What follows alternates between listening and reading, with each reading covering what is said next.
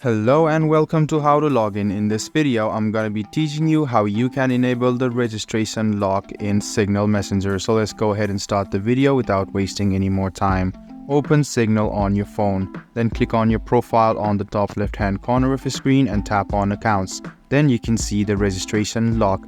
What you need to do is it will require the Signal PIN to register your phone number again with Signal. So go ahead and enable it. Click Turn On. Wait for a while and you can see the registration lock has been enabled now. You can disable it anytime. All you need to do is click on your profile, click on account, and you can see registration lock. Go ahead and click on this button over here and click turn off and it will be turned off. I hope this video about how you can enable or disable the registration lock function given by Signal was helpful for you. If you still have any kind of confusion, please do mention us on the comment section down below. Like the video, subscribe to the channel, and do hit the bell button for more.